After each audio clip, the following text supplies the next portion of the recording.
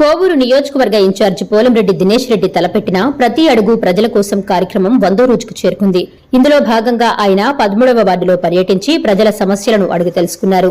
TDP ప్రవేశపెట్టిన మేనిఫెస్టోను ప్రజలకు వివరించారు. సాయంత్రం తెలుగుదేశం పార్టీ యువత, నాయకులు, కార్యకర్తలతో కలిసి నగర పంచాయతీలో భారీ ర్యాలీ నిర్వహించారు. డాక్టర్ బాబాసాహెబ్ అంబేద్కర్ విగ్రహానికి, జాతిపిత మహాత్మాగాంధీ విగ్రహానికి పూలమాల వేసి నివాళులు అర్పించారు. అనంతరం బైపాస్ రోడ్డులో ఏర్పాటు చేసిన బహిరంగ సభలో ఆయన కేక్ కట్ చేసి సంబరాలు జరిపారు.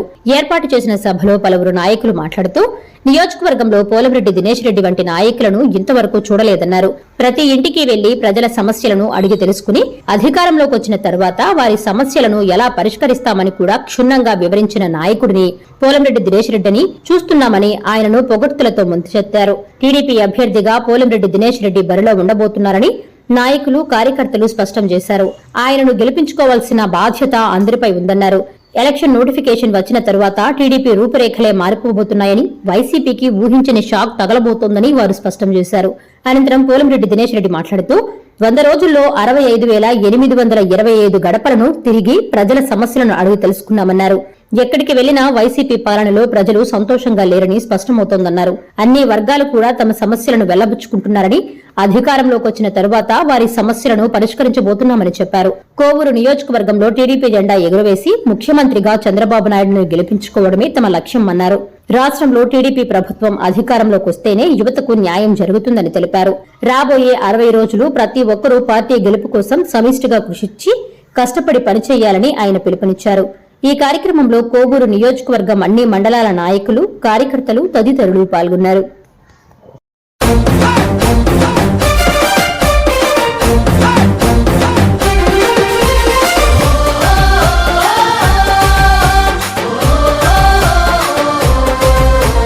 బగబగబగమండేటి నిప్పుల దండై, త్యాగాల పసుపు జెండ గుండెకు అండై, కోవూరు గడ్డ మీద పొద్దై పడిసే, ఉద్యమాల వీరుడై ముందుకు నడిసే, తల్లి లాంటి తెలుగుదేశ జెండను ఎత్తి కోవూరు ప్రాంత ప్రజల గుండెను తట్టి తన మాట ఒక తోటై కదిలిండురను బాట. బయలెల్లి వస్తుండో దినేష్ అన్నా, కోవూరు ప్రగతి సారథి మీరన్నా. ఓహో తెలుగుదేశ జెండనెత్తి కదిలినాడురా, జనం బిడ్డ దినేష్ అన్న కదిలెర తమ్మే. బయలెల్లి వస్తుండో దినేష్ అన్నా, కోవూరు ప్రగతి సారథి మీరన్నా. ఓహో తెలుగుదేశ జెండనెత్తి కదిలినాడురా, జనం బిడ్డ దినేష్ అన్న కదిలెర తమ్మే.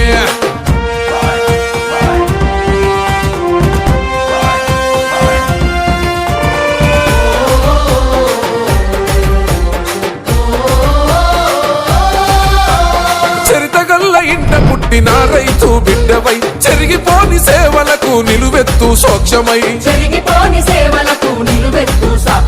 పోలంరెడ్డి సీనన్న ఆశయాల పొట్టవై, జన్మభూమి రుణం తీర్చుకోవడమే లక్ష్యమై, అంచలంచలుగా ఎదిగిన సామాన్యుల నేస్తమా, వనగారిన జీవితాల గడపల్లో దీపమా, విద్యార్థి ఉద్యమాలు నడిపించిన ధైర్యమా.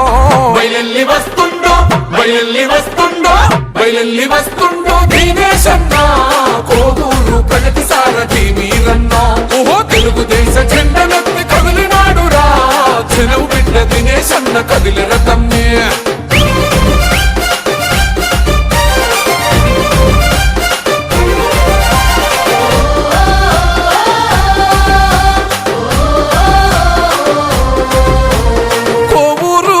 ప్రజల కొలిచే మొక్కే దేవుడు, ప్రగతికి చిరునామయ్యను అన్న శ్రీనివాసులు. ఓహో అన్నదాత రైతన్నల భవిత కోరుకున్నాడు, సాగునీరు అందించి కన్నీళ్లను తుడిచెను. ఓహో మత్స్యకారుల జీవిత మార్పు కోరుకున్నాడు, దళిత గిరిజన బతుకుల వెలుగులు వెదజల్లెను, కోట్ల నిధులు తీసుకొచ్చి ప్రగతి బాటలేసెను. బయలెల్లి వస్తుండో దినేష్ అన్నా, కోవూరు ప్రగతి సారథి మీరన్నా. ఓహో తెలుగుదేశ జెండనెత్తి కదిలినాడురా, జనం బిడ్డ దినేష్ అన్న కదిలెర తమ్మే.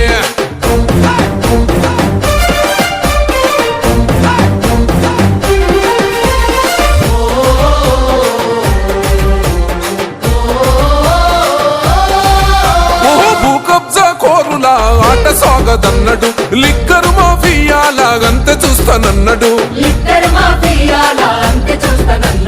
పచ్చని డెల్టా రైతుల దోచుకున్న ద్రోహుల కొమ్ముగాస దళారుల భరతం పడుతున్నడు వైకాపా గుండాల ఆగడాలు వద్దని భయంతోటి బతికేటి రోజులు మనకొద్దని రౌడీ గుండాలను తరిమేద్దామన్నాడో బయలెల్లి వస్తుండో దినేశన్నా కోవూరు ప్రగతి సారథి మీరన్నా ఓహో తెలుగుదేశ జెండనెత్తి కదిలినాడురా జనవు బిడ్డ దినేశన్న కదిలి రథమ్మే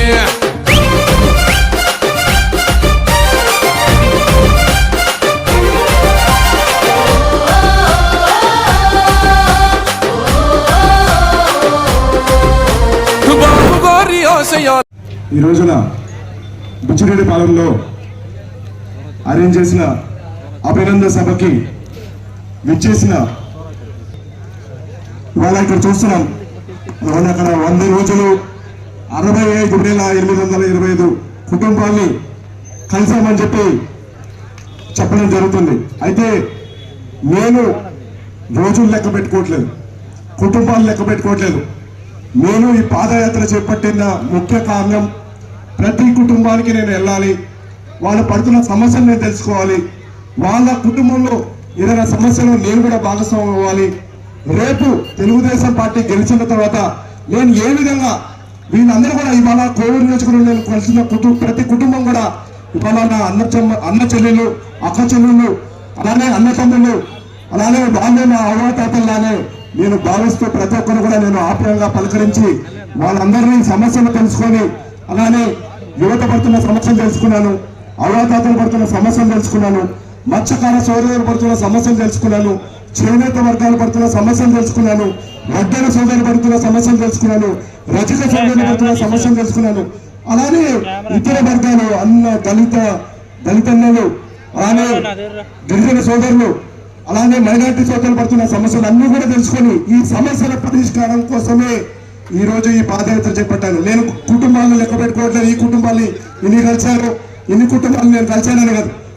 నేను పాదయాత్ర చేపట్టిన లక్ష్యం జన్మభూమికి అభివృద్ధి చేయాలి. నా ప్రజలు వీళ్ళందరూ నా కుటుంబ సభ్యులు కోవూరు నియోజకవర్గంలో మా నాన్నగారు రాజకీయాలకు రావడానికి ఏకైక లక్ష్యం కేవలం జన్మభూమికి రుణం తీర్చుకోవాలి.